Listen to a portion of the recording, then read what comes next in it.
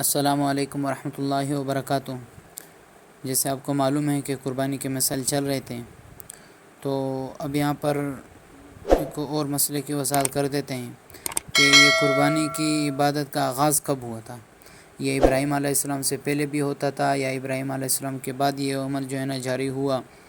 تو یہ بات سمجھ لیں کہ قرآن پاک سے جو اشارہ ملتا ہے کہ وہ یہ ہے کہ ابراہیم علیہ السلام سے پہلے بھی قربانی ہوتی تھی، لیکن وہ اس طرح کی قربانی نہیں تھی جس طرح ابراہیم علیہ السلام کی قربانی ہم کرتے ہیں۔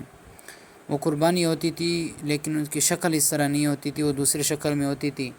جیسے قرآن پاک میں ہے حابیل اور قابیل کے بارے میں کہ فتقبل من احدہما ولم يتقبل من الآخر، کہ حابیل اور قابیل ان دونوں نے اللہ کے حضور قربانی پیش کی تو اللہ تعالیٰ نے حابیل کی قبول فرمائی اور قابیل کی رد ہوئی۔ تو اب اس سے پتہ چلتا ہے کہ قربانی ابراہیم علیہ السلام سے پہلے بھی ہوتی تھی، لیکن وہ اس شکل کی قربانی نہیں ہوتی جو شکل ابراہیم علیہ السلام علیہ قربانی کی ہے۔ تو ہم جو مستقل یہ جو سنت چلتی آ رہی ہے، یہ قربانی والی جو قربانی ہم کرتے ہیں، یہ ابراہیم علیہ السلام سے اس کی ابتدا ہوئی۔ واللہ اعلم بالصواب۔